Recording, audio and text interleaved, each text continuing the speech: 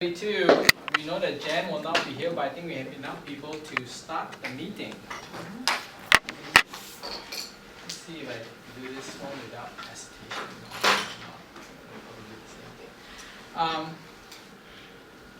Calling the meeting to order. I think we have enough for quorum.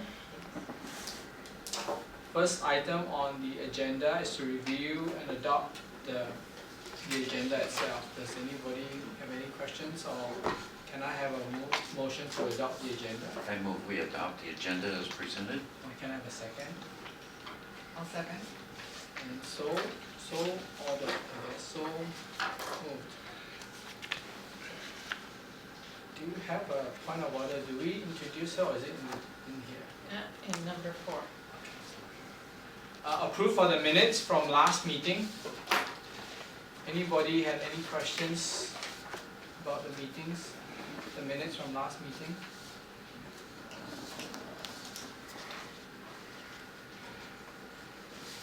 Can I have a motion to approve the minutes? So moved. I'll second. Done. That's easy to say done. You might want to ask for the vote. Oh, all in favor say aye. Aye. Done. Thank you. It's like done is easier for me than that long statement that I have to make. Number 4, public comments, introduction of visitor. And Jim is with us tonight.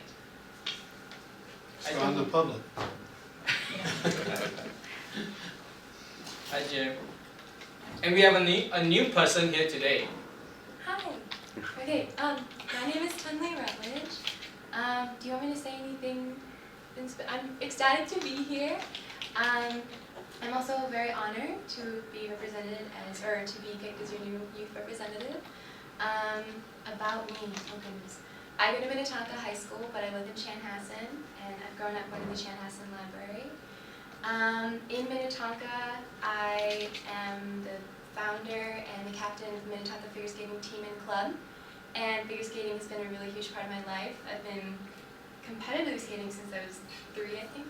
So that's a big part of my life. And I live with my mom and my dad and our dog in Chanhassen. So yeah, thank you so much. I'm really excited to be here, and I'm really grateful for this opportunity. And not only are you the new youth representative, you are our first youth representative. No pressure. No. That's what I was trying to remember. When did we start talking about that? I mean, that was like, Before the when, pandemic. well, yeah, definitely before the pandemic. So 4 or 5 years ago is when we first talked about it. Yeah. And here we are. So welcome. Thank you. Welcome. Thank you. In the 2 minutes we got acquainted of her coming down, I learned that I asked her, so you're a senior, where do you want to go? She hasn't decided yet, but she's thinking possibly law enforcement of some nature. Yeah, criminal psychology is kind of what I'm aiming towards. I'm doing Normandale online college classes right now for my senior year, so I don't actually have to go to school, which is nice. I know, that is nice. But, so I'm taking like psychology and then criminal justice, and then I'm taking ABSCII, which is like abnormal psychology. And so I'm kind of already taking classes that are like gearing me towards that area. But yeah, I don't know where I'm going to go next. But I did say I didn't want to go to jail, because I was up there. You could go to jail, or you could go here. And I was She like, wanted it, I said, just go away. Don't go to jail. You turn that way, it's going to jail. I don't want to go to jail too. yeah, There's a figured quote it for out. the minutes. And then the 2 officers were there, and they said, "Are you guys here for the library meeting?" I said, "Yes." I knew we were on the right track right there. Not going to jail. Okay, going to action item number 5, action items. I know, Tentley, welcome. Welcome. Thank you. Do you want to ask everybody to introduce themselves so she knows, gets an idea Okay, who everybody that's a good idea represents? actually. So why don't we go around starting with, With me. yes. And I'm Frank Foss, and I'm from Waconia. Okay, nice to meet you. I am Jim Wygand. Okay. And I'm the most important person here because I represent the public. Represent our customers. Well said. And I'm Alan Krieger, I'm from Norwood, Young America. I'm on the city council there, I'm on the library board here, and I'm very pleased to be here. Hi, Patrick Jones, branch manager for Chanhassen and Victoria. Paul Erickson, branch manager in the Western Cluster, as we call it, which is Waconia branch, Norwood Young America, and Watertown branches. Jody Edstrom, I manage the Chaska Library. And soon to be. Soon to be interim director. Heidi had, I think, introduced us Yeah. through an email, so Yeah. we'll be in touch. Yes. Great. I'm Bob Lincoln, systems administrator for the library system. And I'm Heidi Hotz, the current library director, and as of the end of this meeting, this is my last meeting. Check. I won't have to remember your name. That's right. I'm just kidding. I'm Gwen Court, and I live in Chanhassen, and I think I'm the longest serving board member right now. I think 7 years? Yeah, this is finishing my 7th year. Actually, I'm the longest serving. Well, board you're member. the public now. And I won't be the public when I come off. I'll tell you that. I'm Charles Tay. Guess the only thing about, I live in Chaska, and when you try to spell my last name in Microsoft Word, it goes to the. So I say that Microsoft has something against me, but it's okay, I'll live.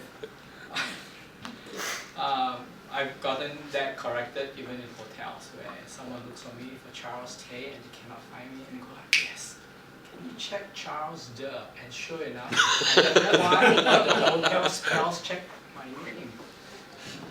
So I just found that to be interesting. Good, now we can go to item number 5, action items. Establish a 2023 meeting dates and location.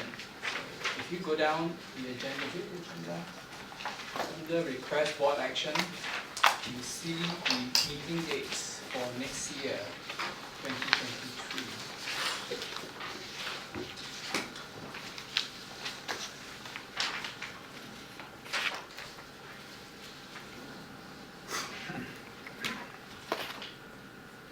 It's nice to see actual places Rather than Zoom meetings. rather than Zoom. So, my question is, did we ever get any okay to have a hybrid meeting, or to have Yeah. some people call in? We have gotten the okay for that, Okay, as long as somebody lets me know ahead of time. okay, Either Bob or me know ahead of time. okay. So, Yeah, because I plan to be gone for a chunk of the winter, so okay. that I could call in. Okay, Jody? Mhm. Okay. I don't have to worry about that. We have the technology. Yes. So looks good. I make a motion to approve the 2023 board schedule. I'll second it. All in favor say aye. Aye. Motion done.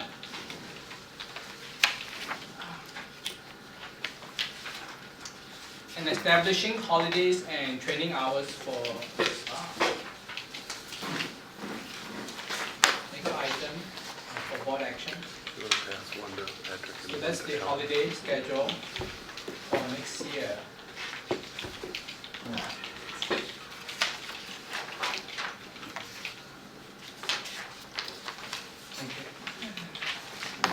And then the training schedule where the library is closed. The 3, I think there's one in February, and one in May, and one in November.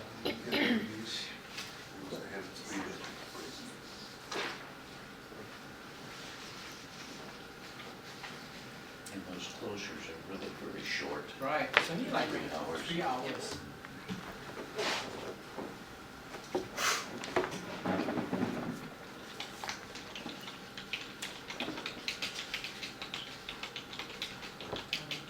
The staff staff training, is it more in-house that you all get to one place, or do you all intend to do it virtual, or how does that work? Because there are several staffs in different locations. We are still meeting or planning to meet in a virtual mode. Right. I mean, probably like in Chanhassen and some of the other out in the west too, there'll be a few staff that are together in those locations dialing in together. Right. But we opted to keep this one all virtual. We used to meet in Chanhassen in the Wilder Room, all of us as a group, and we just haven't returned to that quite yet. So, yep. So the 3 that we planned for this next calendar year will still be virtual? Well, at least the first one in November. I don't think we've had conversations yet about the following 2 decisions yet. I would think that the format for staff meetings like that should be left flexible, so whatever makes sense. You know, some meetings require people to be together, other meetings do not. And when you have people getting into a central location, you wind up with travel time. So you know, play it by ear, be flexible. I like the flexibility idea because some of the items are hands-on that you kind of need to be there, whereas other items may not be as Exactly. hands-on, right? Yeah, and I just think the importance of, I don't know, but I've been in a lot of discussions about this lately with my nieces and nephews and friends' kids that have never been in an office now for any length of time to meet people. Of course, the library has to be there, but just not underestimating the camaraderie and social and getting to know other people that happens when you're all together, so. My daughter's team is literally all over the world. My daughter goes into the office 3 days a week simply because she likes to go to the office and feel the company around her. So, Yeah, my office right now, today was insane. Like everybody was in the office. I'm like, why are you guys doing here? Because I'm so used to my solitude in the office and there's nobody around. Every single cube was picked up. I'm like, what's wrong with y'all? But it was great. I mean, but it was really. I said, They and want to then collaborate with each other. the other thing is that whenever the company says there's food coming today, people will come. I don't know why. So yeah, no, and like leadership in the company is encouraging people to come into the office, if not at least 2 or 3 times a week. So yeah, but I go in about 3 to 4 times a week right now. But yeah, today was an interesting day at the office today for me. And you're right, where you physically speak to someone, physically there, not just an audio, and then you can physically look at someone's eyes straight ahead and talk to them. There is a difference. There is a difference. So, can we have a motion to approve the holiday and training schedule? I'll move to approve the holiday and training schedule as presented. Second. All in favor say aye. Aye. Aye. Motion passed. Funny to say it's done. Well, I have a lot to go through with the golf people. I know, yeah. Yes. Just keep moving this real fast. One more and then we'll be there. Last item is the fine schedule. And there's no change from the last time. Heidi, I'm sorry, there's one item in here that does need to be changed. It says DVDs 1 week, Right?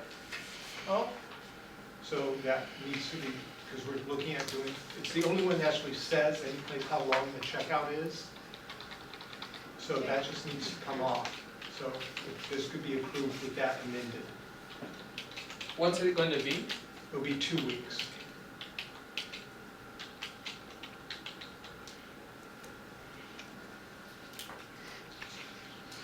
But I would suggest it just say DVDs, because it doesn't say anywhere else on here for any other format how long the loan period is. Mhm. That makes sense. So we'll strike off the 1 week.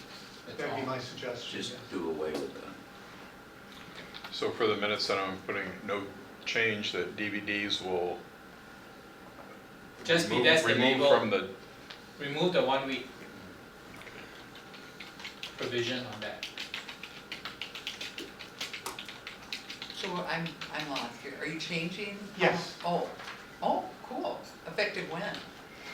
Probably beginning of the year. Okay. Because, yeah, you get a season, it's hard to watch in 1 week. Which I do, but No. that's not a good thing. Okay. So with that provision, can I get a motion to accept the schedule? And Henry, you can also Okay. do the motion, just for Go information. ahead, do this one, just say so moved. So moved. I should get us. Well I didn't said. hear who did the Well said. second.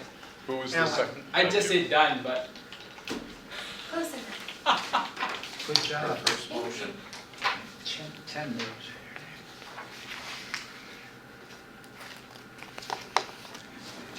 So are we done with that one? yes. Who is the second time? Right. I'll second it. Second. it's Brad. All in favor say aye. Does that make sense? So moved. Done. Approve of. So next one is approving of extension of implementation time on the thing that I've been looking for. Well, and, I didn't see what it was. Media conversion grant. yes, and last year was our very first year with the grants, and we had 5 grants, proposals that were approved, and you know, we should have built in some time for getting used to having that many grants and having people work on that many grants. So we did need a little extra time on the media conversion project. It was approved as a project, so it's not that, it's, life just happened and it was hugely busy this year. So we would ask, because it's very popular, poor Paul is getting questions from the public all the time. So it's something we really do want to keep going at. Yeah, I do encourage for motion for this, so. Well, my only question is based on what you just said. I mean, how many new ones are there now this year too? Is that gonna be too much? With the ones for 2023? I can only speak for this one if I may, and that is that this is the only, I'm not involved in any of the others for next year. I think that there are workload issues related to the cluster position that are somewhat, you know, everybody's busy, right? I get that, so, and I'm not denying that, but I think that next year, the folks that have put them out there are prepared to work on them. This one is absolutely, once we get a head of steam under it, it's gonna roll very well, if mixed metaphor, but, you know, it's gonna be very successful, I don't have any doubt about that. And as a matter of fact, before the meeting, Bob and I were just talking about the hardware selection of this, and once we get a couple of those building blocks in place, it's gonna take off. So, I appreciate your point, but I think we Well, and I only brought it up because, yeah, Yeah. you can get quite a bottleneck sometimes. You, with you projects. absolutely can, and I was feeling that myself, but I happily didn't put my name on any grants for next year. Other than getting this one really going well and razzing friendly accepted. I know when you get that much money to spend, it's kind of like, yeah, let's go. Yeah, yeah. Well, Gwen, 5 of these came out of the collection team, and then all of them, we built in money for someone to do the work. So for example, the youth STEM collection programming, while Heather is buying the materials and planning the programs, someone will be working the information desk for Heather. And so we built that in all 5 of the collection team grants, except the mobile hotspots, which is really just a continuation of grants we've had. So have you all, I guess the question, has the technical product selection been completed yet, or still it will be part of the new extension. I'm sorry, I didn't catch the question. The technology to the, Hotspots? the selection on which Media lab. tool to use, the Like media the library, headset the equipment. media tool to use. Right. Is that already selected or is it in the process? I would say it's in the process. Yeah, We need to run it by IT. right. So there are some things that IT will want to make sure it has, and we've exceeded them with the, some of it, the selection of the equipment's better than what they were going to recommend, so. Okay. Right. And part of that also, on a positive note, not to sound defensive, but just that from some experience this year on a different work area with using Camtasia software for video editing and that kind of thing, there are some parallels from the tech side of things for which we learned from that, and now we'll be able to apply that here. So the base workstations, the laptops are going to be beefed up and based on experience from another project. And so that, that would, silver lining in the gray cloud of the delay, the silver lining is we've got some experience now with some hardware that we hadn't had earlier in the year, and that will serve us well. So is the way the Dalkey grant is set up, does it have to be something that's done in one calendar year? Or is that something that could be built into? The parameters say 1 calendar year, but you can always extend it. Okay. Yeah, no, I think it makes perfect sense. Been a lot of projects that didn't get done when we thought they were gonna get done. Especially something like this. Yeah. I'll move that we recommend to extend the implementation time for the media conversion chart. I just have one Okay. silly question. Are you confident that it will get done next year, or do you think that we could get to another expansion? I just want to ask that question. What I am anticipating is that based on the experience of this, that we will come back for yet another round to expand and go into some different areas of media. I don't know that this is the funding, either the funding or the time frame is going to allow us to branch out into conversion of 8mm film, for example, and Right. some of those other types of media. So part of that, we'll see how far we can stretch the funds and what the time looks like. But I think right from the get-go, we always talked about there being another round request for this one. Right.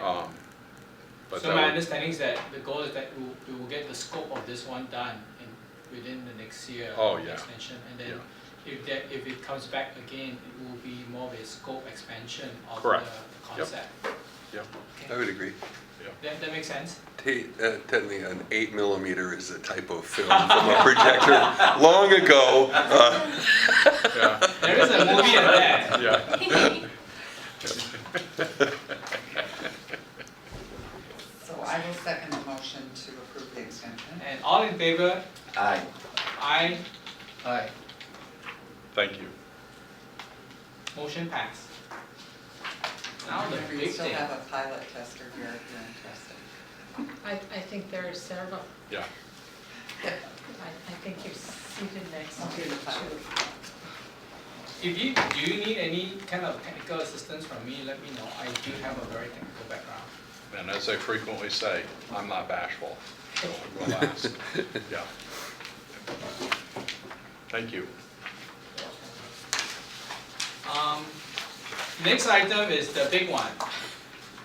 The Delkey grant proposal. There were eight, but there was one on hold, is that right? Yes. Can we talk about each one of those separately? Because I view, it's just a package of grants. Right, And one motion will cover all of them. right, So let's talk about each individual one, because they're quite different. right. Right, and that's exactly what we did last year with the grants. We spoke about each of them. So your first grant that's coming up is the adult language learning. And while it focuses on Spanish, that's because Spanish is the pilot project. So I know with the review board, they'd asked if we shouldn't call it Spanish adult language learning, but I spoke to the author of the grant, and she said, no, they did that deliberately, and it is the pilot for hopefully a whole lot of different projects or different languages. As you'll notice, Carver County residents speak a collective of 57 different languages and dialects. And they come to the library, some of them not knowing a word of English, and some of them actually being quite fluent, but still wanting to read in their native language, particularly when they're studying for citizenship tests or how to apply for jobs and so on.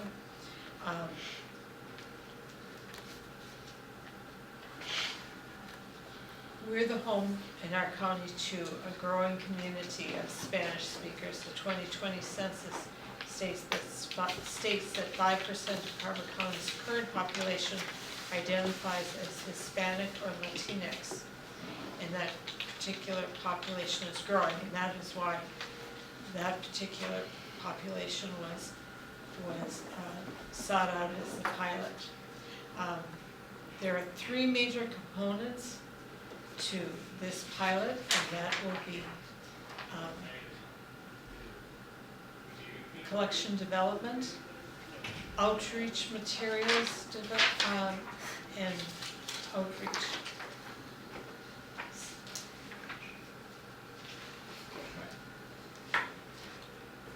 Are there other questions? Do we have any librarians that speak Spanish? We have one librarian who speaks a modicum of Spanish, I would say, at the Chaska Library. I have one question. You know my feeling about the use of abbreviations, and I noticed ALL stickers on the spine of, to be, Adult was learning. it ALL stickers to spine labels? Right. Who's supposed to understand what that ALL means, or what's it supposed to signify? Adult language learners. That's what I was afraid of. But if the users of these materials are Spanish speakers trying to learn English, and all of a sudden they get abbreviations thrown at them, is that kind of confusing? I would think it would be confusing unless you, see, one of the outreach components is to actually go out and talk about where these materials are located, to talk about the labels on the spine and what they mean, so that people, once they know what they mean, they can more easily find their materials. One of the ways we used to get around that in developing user materials, we tried to move as much to a nonverbal communication technique. In other words, drawings, if you will. And years ago, there used to be a column in, I think it was Popular Mechanics, called the Wordless Workshop. And it was entire projects shown in the development, how you go about doing this project wordlessly. And we adopted that approach to a military manual that was being developed for a system that was a surveillance system, and it worked quite effectively. But it gets around that language issue. Also, we have different levels of language comprehension, and it kind of gets around that too. And it could be just a color or something. You look for the red dots on the spines of materials that are appropriate, or something of that nature. And it could still have the ALL in there, but something more than that. That's an implementation thing which we have nothing to do with, so. But I will put it down as something to consider. So I'll be quiet now. No, I will put it down as something to consider. Well, I think that's important. Life is full of double meanings, triple meanings, all kinds of meanings. And I focus on kinesthetic. I try to come up with an alternative to, like what you say, a picture or a sign language. I think it's important what you're talking about. I like studying that, I guess you'd call it.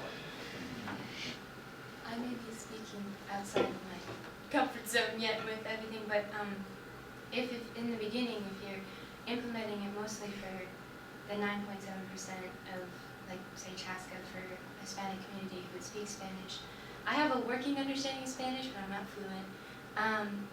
But like, if you're just doing it for one language in the beginning, I mean, you could have some sort of, kind of like they were saying, implementing kind of a visual aid type of sign or like a color that would make it easier to understand both Spanish and English, especially when it's just one language in the beginning. I mean, as the program progresses, you might have to do something different, but just in the beginning, if you only have Spanish and English, it would be easy to have like a translating something.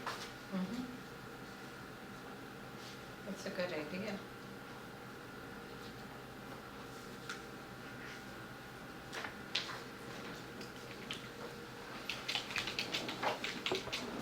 Are there any other questions on this grant, or do you feel comfortable to move on? I'm comfortable to move on. I think this is a good project. I did Yeah, question about the Spanish targeted group, but then I think, you know, what Heidi just mentioned earlier was that, you know, it's a scope, initial scope for the Spanish group, but it could grow, and it could grow to other I would expect it to. yeah, audience of this.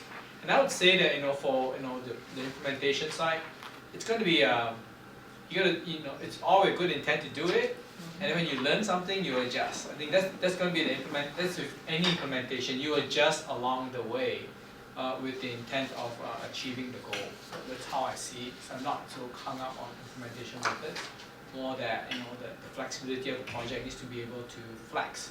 If we realize that, no, this is not working, we need to do something that works better. So that's how I see it. Okay, so let's go on to the next one, games and gatherings. During this time of COVID, we really all became very isolated, keeping to ourselves in our homes, not seeing other people as much, not connecting with other people, not even connecting with our families at times. The Games and Gatherings project seeks to help correct that and provide a safe environment in which people can come and play non-digital board games. So the regular old-fashioned board game, and there's so many studies that have come out with information on the fact that playing these kinds of games actually helps literacy development. So not only is it building literacy development, it's also developing community, a sense of community among people.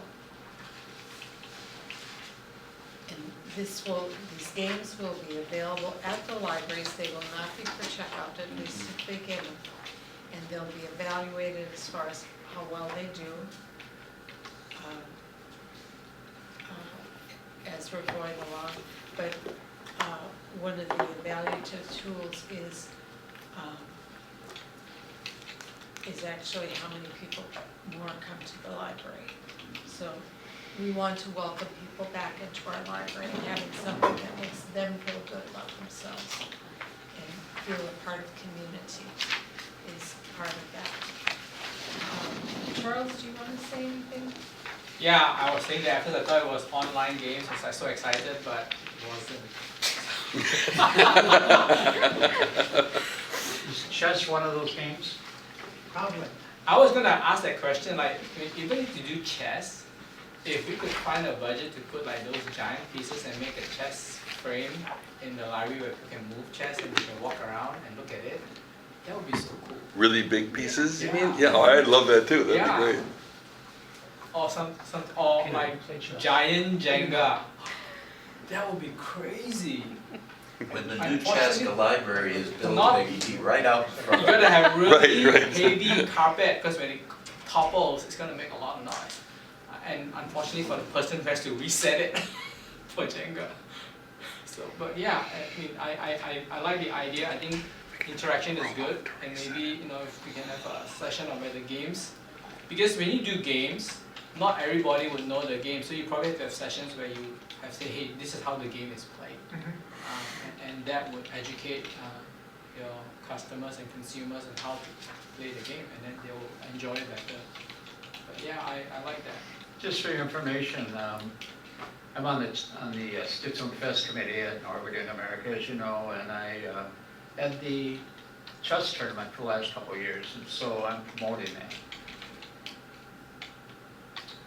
Do you have different level chess, like rankings? No, Like, I'm sort of at a start level, Okay. starting out. What's your level? I don't know, I used to play for in high school, but no, I haven't played for. I still beat my son though, when he said Oh, he yeah. beat me, but Poor kid. he wasn't happy, but that's okay. That's nice. Any other questions or comments? Well, I didn't see it pop out, and I didn't read it word for word, but is there gonna be like a pilot first to start at a couple libraries, or is it just gonna be, let's just do it? 'Cause it seems like, yeah, I'm just kinda curious I get who the audience is, then how do you motivate them to come to this? So. I think the idea to initially start is to have build kits for each of the branches actually. And that will be part of the program planning. The intergenerational services team will plan how to execute that or facilitate that in each of the branches. And based on each community too, and kind of seeing what their needs and interests might be. And that's gonna be part of the evaluation process too along the way, to really determine what's working in each of the communities and each of our branches. Does that answer your question, Yeah, Gwen? I guess I don't know, like, it just feels like it might not be a one size fits all based And- on the community. Yep, and we've definitely, there's already been conversations potentially about that, just being really cognizant of how we are really unique in each of our different communities, so. Do you like plan to have like game night where, because then, you know, like parents with children might want their children to go, but they work in the day. I'm a little So bit. maybe like early evening kind of a session, that would be a good thing for them too, where parents can play with can bring their kids and together learn the game, stuff like that. I think those would be a good idea. My son and his wife have had game night for years with their kids. The only bad story that I had with game night was that we rushed to buy a game, brought it home, got it all ready to play, and my kids told me, Dad, it's in Spanish. We don't understand it. So that's the only funny story about that for me. Okay. Any other questions or comments? Otherwise, we'll go on to the next one. Get charged up at your library. Very clever.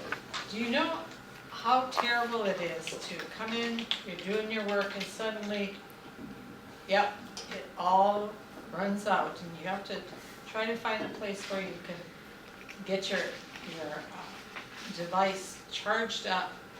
And then, do you really want to come back to the library? Do you want to go to the ice cream shop, or do you want to go here or there instead? Well, they don't normally come back to the library, and we want to keep people at the library and keep them engaged. And so this particular grant, very straightforward, charging stations at our Chanhassen, Victoria, and Chaska libraries. I noticed, why is Waconia not on there? Are there charging stations there? I had suggested that we economize on this and watch to see. We actually don't get requests for that at our Well- branch. That's not to say there may not be a need there, but it hasn't been expressed. So we thought we'd watch and wait and see how this goes. There are other alternatives for people. I mean, we have a lot of electrical drops and short power strips and that kind of thing. That's available what for I'm people. wondering. Right. I've never asked, where can I charge? I look for an outlet. Right, And if I'm traveling, or in fact, in my briefcase, I normally carry a charger. yeah. And so we're not saying this won't fly at other branches, we're watching and waiting and then thought that we would learn I from just an thought that experience. Waconia was being discriminated against. No, it was quite the I opposite. didn't want that to happen. I think I'd answered this question 3 or 4 times. I was challenged by everybody here, in a good way, right? So I'm I mean, gonna put our we talked it youngest through. person on the spot, like Tentley, what do you think? Well, I usually, when I go to Chanhassen Library, I usually sit at like the tables and they have outlets next to them. So, but sometimes it is a little clunky when I bring my like extension cord charger to like plug in. But I can understand if someone was going, if they don't want to sit like at the table, or say it's someone that has a kid who's doing story time or something like that, and they're not like settling in, you know, I bring like my water bottle and my laptop. If they're not doing all of that, I can understand how maybe this would be helpful in some ways, but I do also, like, I usually just find an outlet in music, because that's what I'm used to doing. But that's not to say that, you know, I know a lot of sports stadiums, places like that have adopted this, and it is really nice to just be walking and be like, oh, I can charge my phone really quick. So I can understand how this could be needed for sure.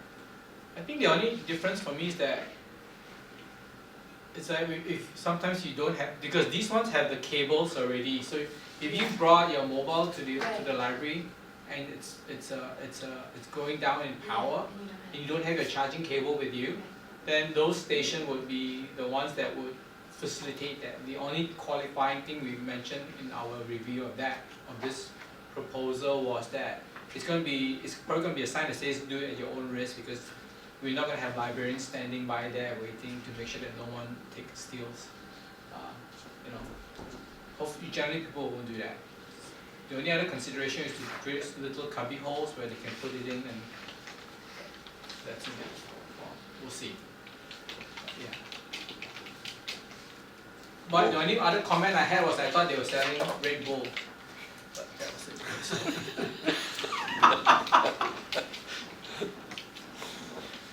Oh, well. I Any think other? we should keep it, in the package. Okay. Yeah, libraries always provide more and more and more with theirs, and this is just one more thing. I think it's appropriate and important. The only other comment I made was when we implement this, I don't know it would be, I don't think it will be, but is there going to be an increase in cost on electricity because a lot more people start using this and it's used continuously? I don't know if there's going to be any impact to the electrical bill, but that's the only question I have. And I Bob- doubt it, but Yeah, Bob told me it would be negligible. okay. I called the company and asked the questions because I just thought might as well have the answer from the source, right? So I asked them and they said most businesses, most locations don't even notice it in their daily, weekly, monthly electricity bills. It's not a huge You can ask for it all. drain. Will you be able to bring your card? Yes, but you have to have your own cable for your car, right? They're quite a bit bigger. Anyone else? Then let's go on to the health literacy at the Carver County Library. Now this includes a print collection, $10,500 for a print collection, including some Spanish language, like $5,000 for a digital collection, and $3,000 for adult programming, as well as $720 for staffing. The library would work with several organizations that are within the county. Carver County Public Health is just one of the many organizations within the county who they work. If you go towards the back, you're going to see several other organizations identified, and potential health literacy programs include those programs that we have not worked on before, or have worked on very little before, providing physical health through things such as yoga, tai chi, dance, providing mental health through meditation, music therapy, grounding techniques, nutrition and self-care, and mindfulness.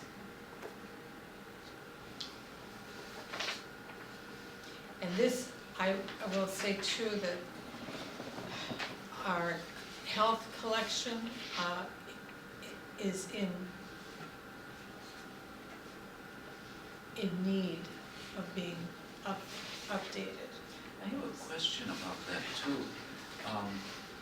It's in need of update because it's hard copy. In the healthcare field, my impression is that the knowledge and the technology changes very, very rapidly. Is there a better way to provide support in those areas that can be updated more quickly? Perhaps online, or, I don't know. And I know it's awful nice to be able to sit there with a hard copy in front of you and really study it, because some of the things like the big words are hard to catch on a display. But, and that's where they have some money set aside for digital. So, that was something we discussed quite a bit, as I understand. Yeah. One thing I'm a little concerned about is, and I guess this is true with all the grants, that in my mind, there's a difference between grant money as a kicker to get something started versus a maintenance source of funding. So if we're looking at a collection, let's say in the health field, that needs to be continuously upgraded to keep it current, should we be looking at a way of transferring these types of projects, once they get going, to transfer it into the regular budgeting process? And that would be a wonderful job for the board to become advocates to the county commissioners for monies that would do that, so that our collections could stay up to date. Because once we, essentially the grant is proof of concept. You know, show that yes, this has value for the community, and therefore it should become a part of the regular budgeting process. Well, a good example of that's the next grant, which is the mobile hotspots, it's going to go in the 2024 budget request, saying we've used some grant funds on this, we have some data now that proves it works, we have these findings, we need to have the county step up and fund it. Well, So my belief is with this health literacy grant is we would get those numbers and say, look, we put some money towards this, it worked, let's continue to put some money towards it. Because out of our current collection dollars, it means taking from something else. Which then means in 4 years we need to write a grant because we don't have enough of something else. But health literacy is just something we get asked for repeatedly, and it's also a goal of the county. right. So we just thought this was really good timing and then to link it with programming. Incidentally, I'm very impressed with each of these proposals in that they identify and emphasize the idea of working with partners and other organizations within the community. That's great. Well, When you and say gold I love county, this one because I see stuff every once in a while, like at the senior center or different places. I'm not gonna go there, but I could keep going to a speaker at the library, which I'm interested in. Right. mission statement. Yeah, I love to keep up with all stuff. Any other questions, comments? And let's go on to the mobile hotspots. They were so popular last year that they were never on the shelves. We received money, or I should say that HHS provided some money to purchase additional hotspots. And they're still so popular that they're never on the shelf. We have some people that actually will bring a hotspot back when it's new and wait until it's checked in and they'll go and check it out again on the shelf. So we don't even count that as being on the shelf because they're not on the shelf long enough. So And as how do they Patrick do said, that? Isn't there a waiting list? No. if there's a waiting list, then Oh, they okay. can check out. And as Patrick said, you can, if you can prove that they're a valuable project, and having a partner like the Workforce Center, I think is going to be really beneficial to us to prove their worth. This summer, my niece, who lives in Dakota County, texted me, "Can you find a hotspot for me at the Carver Library? The Dakota Library's out." I said, "Sorry, I'm not gonna do that." I've had commissioners ask me the same question. Yeah. Any questions? Do other county library have as many, or do they have more? Or what's their experience with hotspots on their side of it? Dakota County has much more than we have. Oh, go ahead.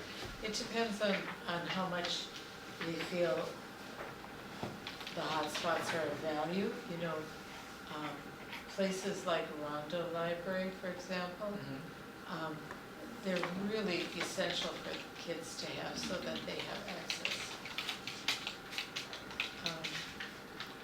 It just depends on the library how much value they put on them. Well, I know there's no way around this, but I think my heart still goes out for people that don't have access to Wi-Fi, or there's Wi-Fi's down versus somebody wanting it for vacation. Right. Right. But I know there's no way to, There's no way of monitoring, or if they come in with a beach blanket on or something. It'd be hard to monitor that respectfully. But there are some sort of dead spots in the county as well that have been addressed. And so like from half that the point of western view, half of the county. but it's not the whole half. But I mean, right, there are some spots. Yes, there are. And so that's like a perfect use, if you ask me. And oftentimes it is families on vacation or families going to their cabin. That's what I hear about. And even if it is, you know, if they're not using it to just watch movies, but you don't know what they're using it for, so. You're gonna make it available, it's available. Not available, it's not available. Right. That's it. And it's a great service. I mean, it's literally a great service that works very, very well. Any other comments, questions? Now all we have to do is get it moved to the standard budgeting. Yeah, that's right. Right. Speaking of popularity, the Planting a Seed Library this year was a pilot project. And it worked so well that all the libraries we want in Carver County want to offer it to their public. So very inexpensive when you think of the number of libraries, 5 additional libraries having that offered. I was fascinated that 600 seeds were actually given out to people to raise. And there were there's very excellent participation in the programs. By late May, there were 70 participants, and during the initial inventory, over 800 seeds that were given out. I mean, it's pretty incredible. Jody, do you want to speak anything to the project that went on in your library? I think just a couple highlights that we have seen as from the get-go of when we launched it. We've seen kind of across all ages interest in participating, which has been terrific. And in some instances, you know, you might see an older adult and a younger child paired together picking out seeds. Or in some cases, we saw parents just say, yeah, they, encourage their kids to participate and pick out the seeds that they wanted to take home and grow. And then as the season has progressed, we've been getting pictures and text messages and just anecdotal reports from people of what they're growing. And so I think, that community building around it has been so exciting to watch and hear about. And then the extra support from master gardeners, that we've already built such a great program with them in partnership, but to have them really, they've really done a great job helping to promote and educate about it, and they were like right on board with it. So that's been huge as well. So I think taking it countywide could be really exciting. And again, just that whole community aspect of it. And I think there's a lot more possibility with this project too. We're really still learning what the possibilities are. And now the exciting part will be to see what seeds come back to us this fall and where it goes from there. So I know myself, I'm seeding out my lettuce right now. So this is a test project for me. So we'll see how this goes. But Are many of these seeds flower seeds or are they vegetation? I would say primarily vegetables, but we did have some flowers as well, but bulk of it was vegetables. And really that idea of growing your own, learning to grow your own food and support your healthy eating in that way. So, yeah. When you start having seeds come back, is there any way to maintain the quality of the seeds? So we'll have to be cognizant of what comes back and how we store them, and making sure to monitor how long that we have them to make sure that they remain viable. So that might be a little bit of a test project this first year or two, but we're working on it for sure. So, and that's where the master gardeners also come in huge, because we're able to go to them and say, we kind of know what we're doing, but we really need some help here. Do we need humidors? Pardon? Do we need humidors? Aren't those things that, keep the moisture just right in the containers that, I don't know. We hadn't talked about that, Bob, so. Yeah, just don't start putting cigars in. So, I was just curious because I was curious whether it was more vegetable or fruit or food seed or more like just flower seeds.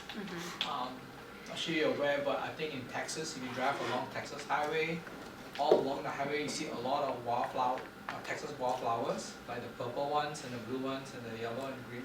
And there was a program done by Lady Bird Johnson back in the day where she got the Texas to drop seeds all along the highway every time. So that's why it's when you drive along Texas, you see a lot of wildflowers, and that's because of that. One of those programs that she initiated way back in the 60s. So I lived in Texas, so I kind of learned a bit about that. There's stuff growing in Missouri that was growing wild too, and get arrested if you tried to pick it. No, there are some fields where the entire field is Texas wildflowers. It's like the way they did it. It's like it's just a park, and they just did it that way, and it just grows. So yeah, that was interesting. Any other questions, comments? Otherwise, training and resources for diverse story times. Now we've been working on a diversity audit. Our collection team has been working on a diversity audit of our collection. But we need to remember that the children need to feel valued. And Lindsay Davis, who hosts Nightline on ABC, actually has written some children's books for her children, because she said she had to break through the glass ceiling, not only as a woman, but as a woman of color. But for most kids, if they can't see it, there's no way they can feel that they can be it, so they give up. So it's important to include diversity in our story times. $3,500 for the collection to make sure we have those materials for collection, $2,000 for diverse lab set kits, and $3,500 for Jessica Bratz, virtual workshop, Let's Talk About Race and Story Time. And Jessica Bratt is from Grand Rapids and is known to be an expert in this field. And because there'll be enough seats, I believe there are 50 seats at the diversity workshop, we'll be able to offer that workshop to our partners, school districts in the area, and so on. So it's a nice collaborative effort then. Does anybody have any questions? Paul, do you want to speak about this, because Youth Services has been working on this? Thank you for asking, yeah. At the beginning of, it might even have been back in 2021, that through the state and I guess it was State Library Services, offered a series of training called Project Ready, Reimagining Diversity in Youth, I think is the READY, right? Another acronym for you, Frank. And it was excellent content. I'm trying to remember who the state system was that had developed it. Do you remember, Jody or Patrick? Colorado maybe, another state, but at any rate, the point being that it was excellent content, it was a curriculum. Many of our youth services team staff, so those are the youth services librarians at our varying branches, many of us participated in that, and it was a commitment because we met every other week for a section of curriculum that maybe was about 14 sessions, 12 sessions long, something like that. We were then in a cohort with staff from other libraries, and they may be school librarians, public librarians from regional library systems, a variety of things. So as we all were in a cohort together, and really part of this was developing trust, right, virtually, right, we're not in person, but getting to know each other, and then very candidly sharing about some fairly, touchy topics. And so it was very well done. The facilitators for each of the cohorts were well trained coming into it. Kristen Schneider from our system was one of the cohort leaders. And then we took a break, and then it was offered again for a second continuation of the content, the curriculum. And so it was very well done. I think what came out of that was a lot of awareness of exactly how short we really fall on this and how much work there is to do in our communities. And not a blame game kind of thing, just really identifying that the needs are much greater than many of us think of at a glance, right? And so I thought the training was wonderfully done. And from that, I think came some awareness and initiative, which then they brought to the collection team and some other places. And we've done a whole, I think there's been, the frontline librarians that attended this have also brought things to their story times. For example, expanding into the area of sign language in our story times. And so part of the Project Ready spurred an interest that went in not in a different direction, but just went down a more specific path on making our story times accessible to people. And so I know Cindy and Tricia from the branches that I manage more directly, is they include signing in all the story times now. So it's really, this has been wonderful. Need is great, and sometimes we feel like we're scratching the surface, but I applaud Patrick and the collection team for taking this on and moving it forward, even if it's small steps, it's something. Yeah. Oh, I'm sorry, did you want to? No, I have nothing to add. Any other questions or comments? Sorry, I always got something to say. My only comment was that I like the fact that you talked a bit about the moving on to maybe sign language. And in one of my projects in my previous life, I learned something that I've never seen before for like many years, and then it happened to my son. What it was we went, when you did projects, you'd be all color based, right? This yellow, red, and blue, and then you realize that if people who are colorblind will not see the difference. So then we realized that in our project we had to do not just color based, but pattern within the color, so that if you say this pattern color, the person who is colorblind will then immediately realize which one you're talking about, and not be struggling to figure out which one are you talking about. So it's super information about that. Because then my son was colorblind, we realized that he was coloring everything really gray, and we're like, why is he doing that? Then we realized he's colorblind, and then we try to accommodate with him for that. Yep. But no, it's good. Another area is also the accessibility of our online content. So much of that is very visual, and for somebody who maybe is relying on a screen reader or our websites, and is the web content for which we're subscribing to, ebooks, e-magazines, all that stuff, is that accessible through alternate readers and that kind of technology? Then our next project is the Youth STEM Collection and Programming.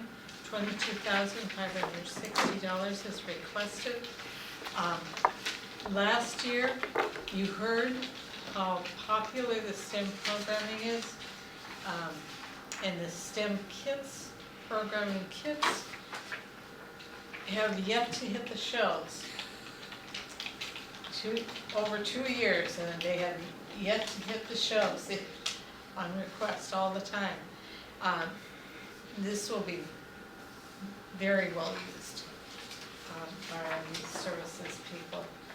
And it will actually bring our STEM programming from preschool to primary to elementary on up into late middle school.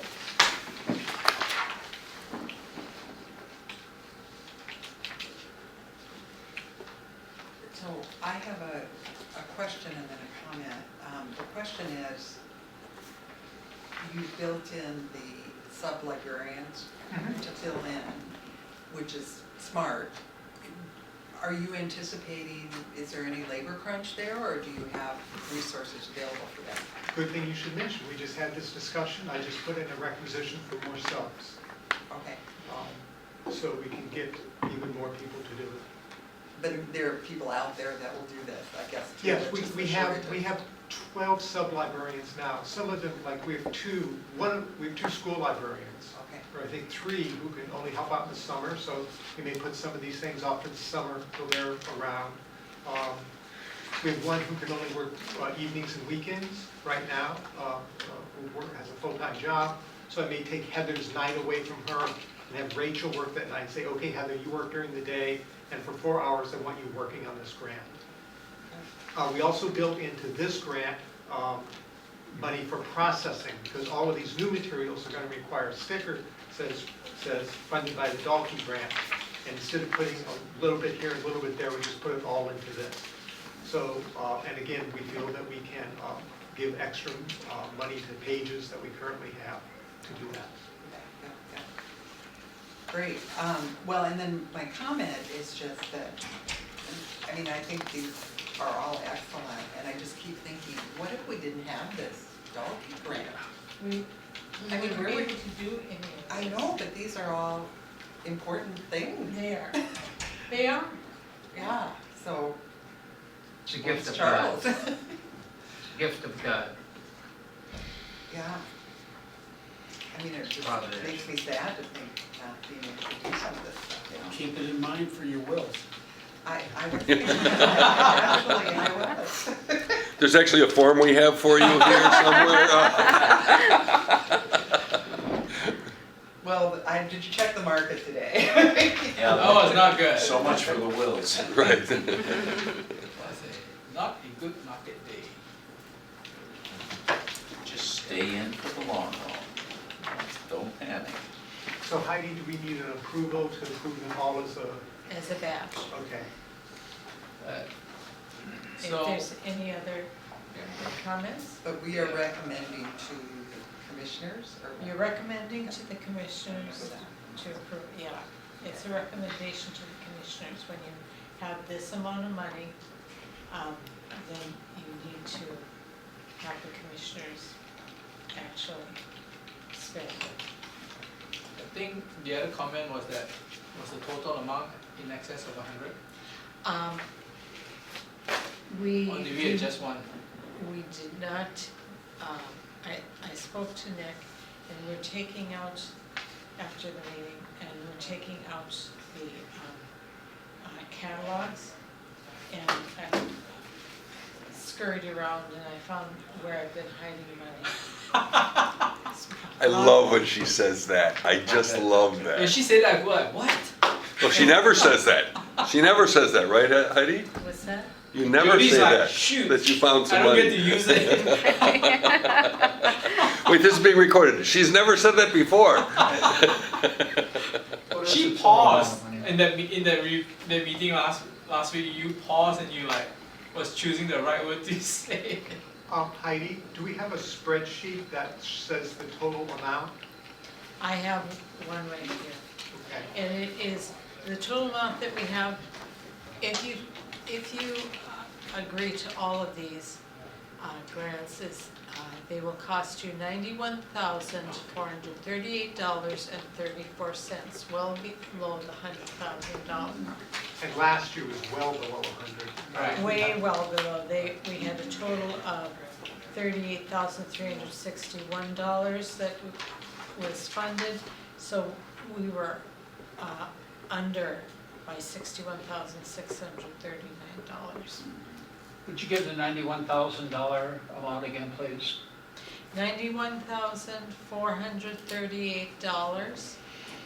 $91,438.34. I'd like to approve the, what section? The Dalton grant for, is there a nomenclature number for 5.5? For 2023. 5.5. I'd like to approve the amount of $91,438.34 for the Charles Dalkey grant proposal. That's number 5.4 in the agenda. You get a second for that? We need a recommendation, though, we can't approve it. Okay. So just add recommendation. Would you, We recommend that that be approved. is that That we okay, send it Alan? to the commission. Yeah, Commission to let approve. me add to that. I recommend, or we recommend, the board recommends that it be approved.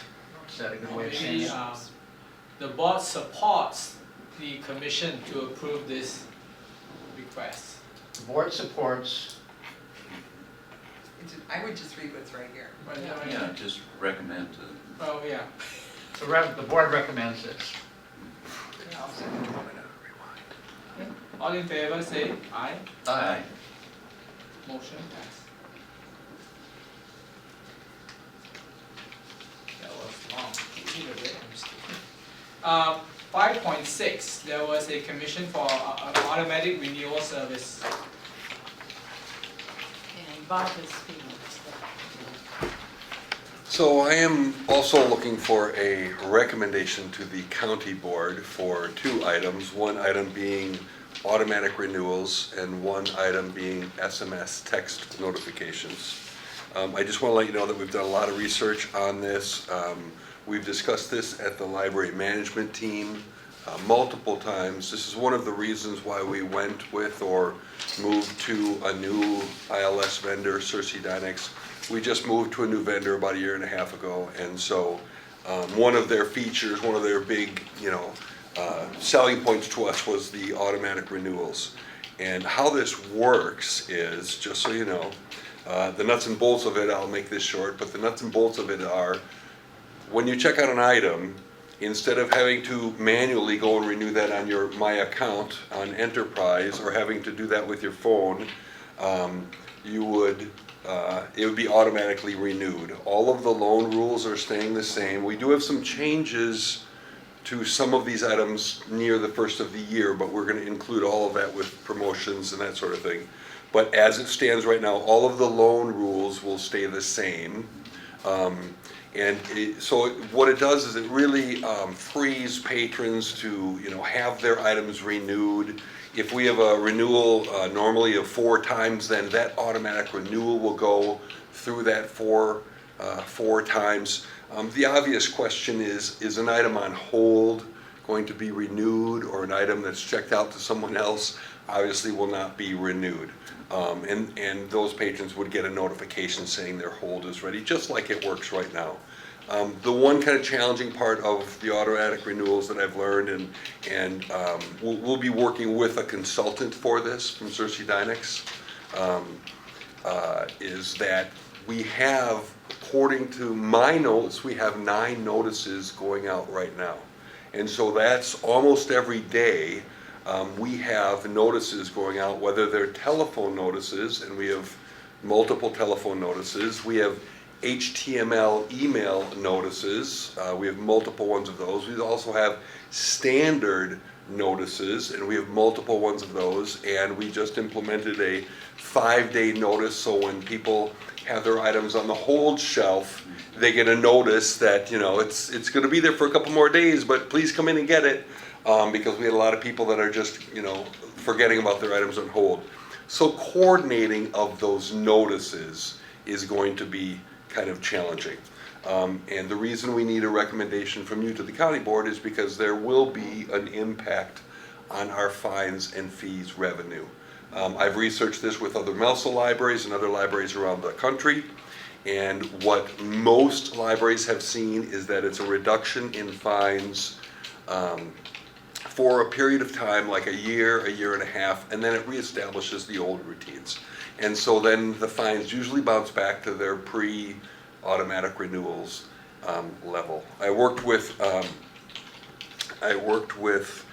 Diane Rugland here at the county in county finance to help us try to establish the impact of that. And the calculations that we made, and compared to other sites around the country that were about our size and some local MELSA libraries, we came up with a figure approximately $20,000 to $25,000 decrease in our fine when implementing automatic renewals. And we're asking for your recommendation about this. I put together today, I shared an additional document with you that kind of answers the most popular questions that our team has been discussing, but also what the public would probably discuss. It does not go in, I've got a whole nother FAQ for the staff, because that's going to be a different, frequently asked questions. I've got a whole nother level of detail for staff, because they'll need to know that in regards to all the notices. But that should be able to answer some of your questions, the ones that are most prevalent. Does anybody have questions about the automatic renewals? What was, for the notes, for the minutes, what was that dollar amount? $20,000 to $25,000 decrease. So that's the cost saving on that for the first year estimate, but how much is the cost of implementing it? The cost of implementing it would be 2 reports. So they're custom reports we would order from Cersei Dynex, and we can use our credits for that. That would be about $700 or 2 credits, and we have those credits, so we would allocate those, and I could do that in a matter of 20 minutes. Go through and order those, right? And then we'd work with a consultant, and we have our consultant Felipe Portas, who's been working with us since we went live with Cersei Dynex, and so he would be working with us to help set up the automatic renewals and setting up those reports. And just so you know, a very common question would be, with those reports, they are only email, because they can be long, especially if you have a family that has 48 books out and they've just got 100 more, right? Or a homeschooled family that has 200 checked out all the time, right? That's going to be very long. But it does state on those notices, these items were renewed, these items were not. And that's really important. Example that you had down. That's the picture, yep, of the notice. So you get an ROI of like within 1 year, basically. So this is an estimate, right? Right, So when right. you make Based an on estimate, I would say estimate, that's what a expectations year are. to a year and a half Right, okay. is what I see it as.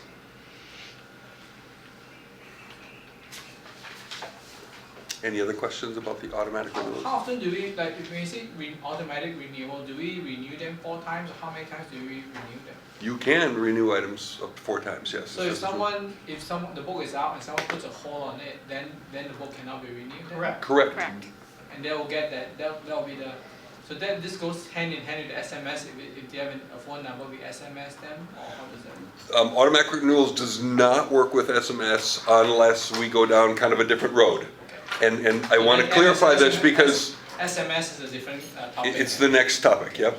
I just kind of merged it together and I thought about automatic renewal and Right. notification. And the reason you really can't is because, could you imagine getting an SMS short message service? Could you imagine getting 100 books in text messages? That'd be like 200 text messages, right?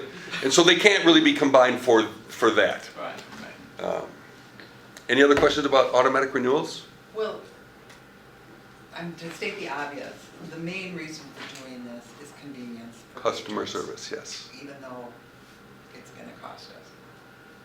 I think we do a lot of things in the library that cost us, and it's well, no, but I mean, it's customer service. It's about this I is don't a think that should be part convenience of it. issue, right? This is a convenience thing, Right. and I think many of the local MELSA libraries have this already, and so our Hennepin County, our biggest neighbor, right, and we have many common patrons that use both. They have automatic renewals, and we've had questions to that effect that why don't we have it, right? So it's a service. It's a service. And So- actually, oh, I'm sorry, No, go ahead. I was just gonna say, actually, and this just happened recently, that it's actually leading to negative customer interactions not having it. I had to pay these fines, because I didn't realize you didn't do this like Hennepin. And at Chanhassen, a third of our population is Hennepin population, so we've had this negative interaction more than one time. And this would stop that negative customer service. Yeah. No, I mean, I'm all for it, I just wanted to. Right. Any other question is, there's the implementation part of it, and then is there a continuing annual cost to this? No, there'd be a one-time cost of $700, or the 2 credits. Or And our consultant, we have as a part of our support agreement. Yeah, right. So our consultant Felipe is willing to work with us, and that won't cost us any additional. So if I could move on to the second request, is the SMS. Do you want to approve this request first? So we need a motion, right? Can we have a motion to Make a approve the automatic recommendation. renewal services request? So. And I'll second And all in favor, say aye. it. Aye. Done. So, Thank you. next one, go ahead. The next topic is SMS notifications, and this is also one of the reasons we went with Cersei Dynex as a ILS vendor. We've talked about it many times at the library management team, and would like to implement this as well. We're looking for your recommendation for this. SMS text messaging, short message service, we all use it, right? I mean, I know you do, right? But we all probably use this in some form or another. And this is to enable our library to use it so that we can send messages for holds. I think that will be the most effective tool, really, to get a holds notice in the middle of the day saying, oh yeah, my book's finally read it at the Chanhassen Library. I can drive by before I pick up my kids from school. Great. And then like the overdue notices, and there's 3 different notices that you can do it with: the pre-overdue notice, the overdue notice, and holds notice. And it's limited to those unless you want custom consulting, and I'm not requesting that at this point. And so basically this would allow you, with those 3 notices, to set that up. It's able to be done by library staff, obviously. It's a requirement, an FCC requirement, that you opt in. In other words, you have to get permission to use SMS notices by law, okay? So we can, as staff, work with a patron and help them sign up for it with our software. Or Or they can do it on their own using Enterprise and logging into their account, and they can set up, there would be a new tab there, and the new tab would have information about SMS notification, and they can sign up for it. One really brilliant feature, I think, with the SMS notification, and I don't know even if the team here knows it, is we can send individual notices to people, okay? Or a group notice to the whole group. So talking about weather change, right? Closing, yes, we can put it on our website, and yes, we can send out an email to the whole, our whole population, but a lot of people are mobile, right?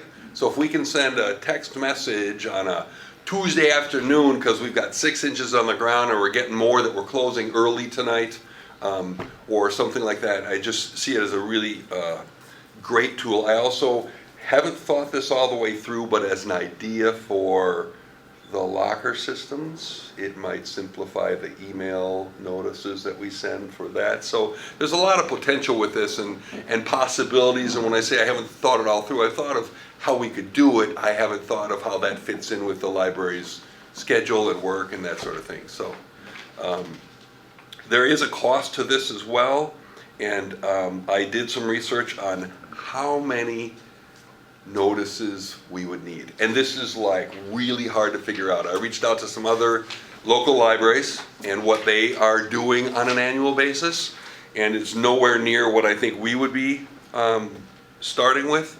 But I figure we would start small since staff or patrons have to opt in. I didn't get any actual numbers. I did email some, talk to some people around the country with library systems approximately our size or with our number of patrons, and got a ballpark. So one of the ballparks was they used 100,000 messages in their first year, but they implemented it January 1st, and they did a huge splash on it for 3 months. So we would do a splash on it. We'd obviously promote it, of course we would, and we would do training with our staff as well. But the thing about SMS messaging is we can buy a small amount, and if we go through it, we can add more, right? And it's going to be the same price, right? And it's going to be pretty quick. So I could, let's say Tuesday morning, by Tuesday we could have more messages with our company, right? And we do have a credit that we discontinued the service of the SMS. Oh, sorry, not the SMS. We discontinued the service of, help me with the UMS. Yes, there's a couple of MSs there. UMS, Unique Management Services, for our billing for patrons that had gone to lost and damaged things that had just been a long time that they hadn't returned it. So from canceling that service, we do have a credit that we can use towards this. We also do get annual credits as a part of our support system with Cersei Dynex. So after doing the exercise, what was your estimate of how many SMS do we? So I think we should start with 25,000 SMSs at this point, because we don't have an idea of how many people will sign up.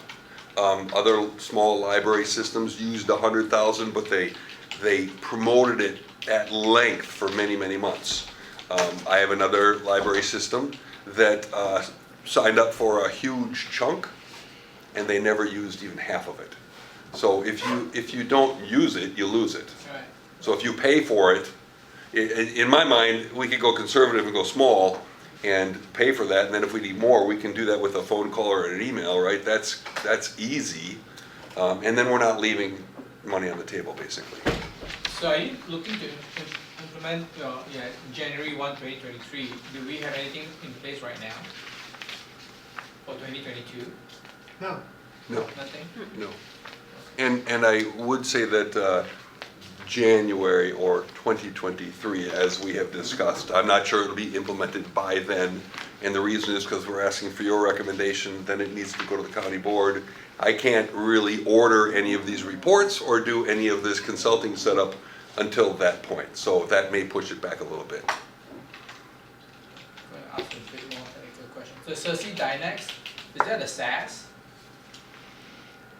Is Cersei Dynex, I didn't know. SaaS, S-A-A-S? Yes. Service as a software. Or software as a service, Software as a actually. service. Yes, right. So, and we were the first county organization to have SAS hosted. It's very popular now. Yep. A lot of products. So we need a motion? Okay. I'll make a motion to recommend to the commissioners that we approve the FMS service. Is that a second for that motion? Second. All in favor, say aye. Frank is not Aye. here. Aye. I think we have enough to pass the motion.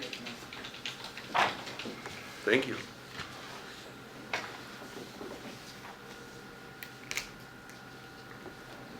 So we're done with action items. We have unfinished and new business. Just a reminder, if you're interested in attending the board, if the board is interested in attending MLA, please contact Susan. Yeah. I'm gonna take that out of endowment interest. I think it's October 27, 28, is that right? And Susan's is at 227 7602.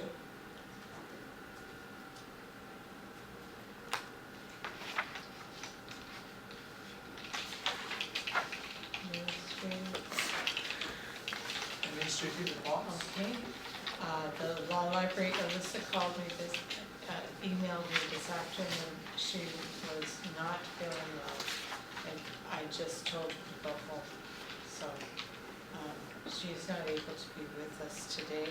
I'll call your attention to the budget update.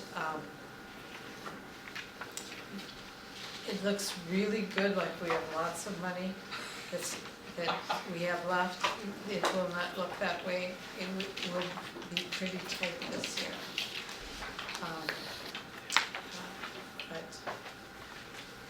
But we'll still be erring on the side of caution. And my director's report stands as enclosed, and there is no division director report. So I'll hand it back to you, Charles, for the trustee and commissioner reports. Trustee and Commissioner, so Chanhassen. All I want you to do, I have one thing, which is really 21 things, is only look at page 6. And this is the faces of the 21 people who teenagers who volunteered for us this summer. 20 of them were regular volunteers, and then one was Claire, who was our super volunteer. She actually did an internship with us where she was given more responsibilities. She trained other teams. She did the story walks. So it's just a really nice, we had a great summer with lots of great volunteers. That's all for me. Is there anybody from Overdue America? Well, that would be in Paul's report. These were all Chanhassen kids. Okay, gotcha.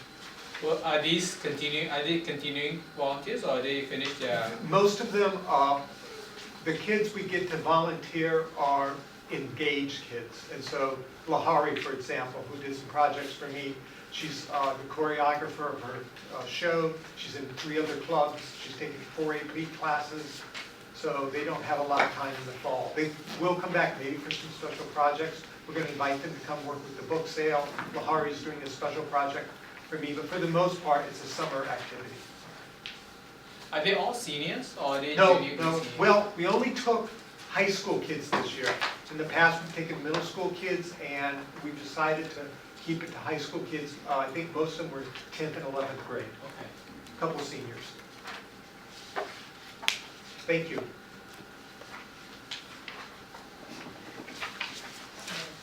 The next one is Chaska Library. Sure, absolutely. So, I would echo in terms of the teen volunteers, we were able to have teen volunteers back at Chaska this year for the first summer since the pandemic, and so it was fantastic to have, while we didn't have 21, we had a nice small group that we engaged with and had a great experience with. We also had a summer youth worker in partnership with the workforce from the government center as part of their program, which was terrific. Most recently, we had one of our librarians, Jennifer, be able to go out to the Carver County Health and Human Services Wellness Fair and hand out books to families and interact with families and some of our community partners. So that's always great to see. And then I think the only additional piece I'll highlight right now, there's always so much, and Paul will likely touch more on this too, but I included the numbers for our summer reading program specific to Chaska. It's great to see the rebound now, because certainly we took quite a dip down during the pandemic and it's starting to come back, which is really fantastic. Just a great summer overall. So that's what I'll share this evening.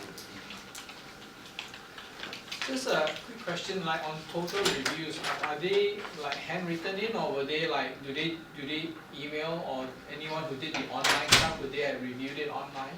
It's through the Beanstack system that we use, and then some people do them online, and we just enter a handwritten review. Okay. What we see though is that the number of people who are doing it online is, just getting greater and greater, and I think that's one, because it's much easier. Yeah. And I think that's why we see, again, the people who are engaged are really engaged. Thank you. And next one is Norwood Young America and Waconia. And Watertown as well. And Watertown, sorry. Yep, Western Cluster. So we did also, not to the extent that Chanhassen had with 21 volunteers, but we have utilized teen volunteers through the summer.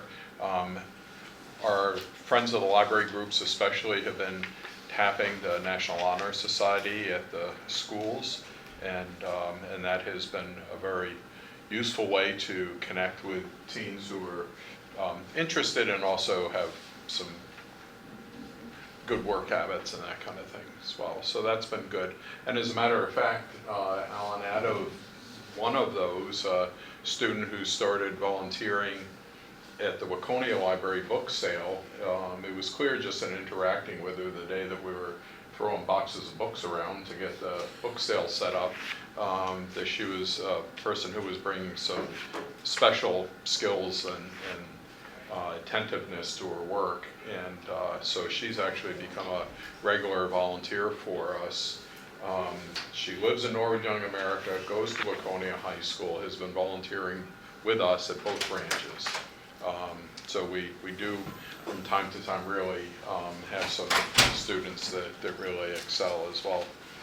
Speaking of book sales, this weekend we have the annual Nickel Dickle Day book sale at the Waconia Library. That will be our 7th out of a series of 9 book sales in the 3 western branches this year. So there's been a lot of effort in order to keep those going. Great participation from our friends as well as from our staff who coordinate all that as well. Side note, I asked the chamber today, I said, so then you all are going to be blocking off First Street up above us for Nickel Dickle Day, right? And they said, yep. And I said, but 3rd Street on the other side of us is closed, right? Yep. Oh. Anybody coming to the Nickel Dickle Day book sale will have to come in through 2nd Street, which, as you know, doesn't come from the east side, it's only the west side. Good luck getting around all the other side of 2nd Street to come in at us from the other direction. The lighthearted point being that that with the road construction and everything else, it's been a challenge some days to get to the building, but we're expecting to have a good book sale. And today I did interacted just in terms of partnerships. One of the many that we do is I connected with a Welcome Neighbor program, and they'll be coming by later this week to pick up a fresh batch of fall program brochures. So you've got some there that if you want to grab some extras and hand them out to friends and neighbors, you can do that. We'll be giving them about 300 of those, and our welcome, our trifold brochure. So new residents coming into the Waconia area that are a part of this Welcome Neighbor area, right, of service, is they'll be receiving some fresh printed materials from us to distribute, and we'll continue with that partnership we expect a long time. We're just one of the many. More than enough for me. Just 2 questions. You're continuing the Every Meal program. how many, where do we get the bags? How many bags are there, and how many people do come and pick up Yep. those food? So this has been evolving, right? So this past calendar year was the first time we were a part of this program called Every Meal. And they really work a lot with schools, but they've branched out and worked with other community groups, libraries now being one of them. So we had some experience over the winter and spring. Heidi signed a agreement with them, for which we then, for this next school year, we've received the first of what will be 3 different waves of the meals. So right now, this has been the late summer, early fall, then we'll get another over the winter, and then there'll be one in the spring. And we can request as much as we'd like, they'll bring them out, we obviously don't want to waste them. Different branches have had different abilities to either continue to distribute or not. And so, trying to think of how many boxes were on on a cart. Oh, and the cart when we got it, I can't, 16 maybe? 16 boxes, and each box has 6 meal packets or bags in it, I believe. So a bag, how many meals is it? It's one meal in one bag, or? No, it's a balanced thing, so there'll be a grain, a vegetable, a fruit, you know, and they're non-perishable. Yeah, so I'm sorry, I couldn't answer the question as to how many people that will feed. No, Probably 4. it's a interesting Yeah. continuing program, but I think it's. Oh, for sure, and they've been very easy to work with. They just came out and picked up the supplies, so they want their boxes back so they can reuse them. They're very reuse oriented, if you will. Right. But we unloaded all that, so we still have quite a few meals that we're continuing to distribute. Do you find that the meals are always all taken away, or do you have stragglers they need to give back to them, or how does that work? No, they're quite happy to leave with us, and we'll just continue to distribute until we run out. Only one last comment is that you should have Jen Nestor's picture to see that she retired, or she's retiring. I don't know who she is, but 36 years is. Yep, and quite a lady, for sure. We don't do this typically, and we had some conversations about that, and I think we'll continue to, about parameter for occasions for which we'd actually put an article in the paper, but I submitted, based on an article that had been written at her 25th year anniversary, freshen that up with some new content and some pictures from the celebration that they had last week for her. So check the News and Times or Waconia Patriot. Oh, next meeting you put it in. Yeah. I don't get a Waconia ones. Yeah. Thank you. Yeah. I think Matt is not here, so Alan, do you have any updates for Library Foundation of Carver County? Well, I'm on board with it, and I'm set up to work the checking account, and so I've got the job description and the packet, everything that's comes with it, and so I'm moving forward there. The other thing is the Veteran Service Officer, VSO Veteran Service Officer, Dan Tangman, and I and Jody were to have a meeting last Friday to create a partnership, but Dan was sick, so we're gonna have that again maybe this next month. That's it. Thank you. Our friend of the library, Mr. Wyman, do you have anything you want to add to this? Oh, I just wanted to come to Heidi's last meeting. Jack? I like that, Did checking you get it off. invited to her party? I did, I and think all of the friends of the Chaska Library have been invited as well. Nice to see you, Peter. that is all we have on the agenda for today. So we came with a motion to adjourn the meeting. So moved. Second, I'll second. All in favor say aye. Aye. All right. Passed. Done. Done.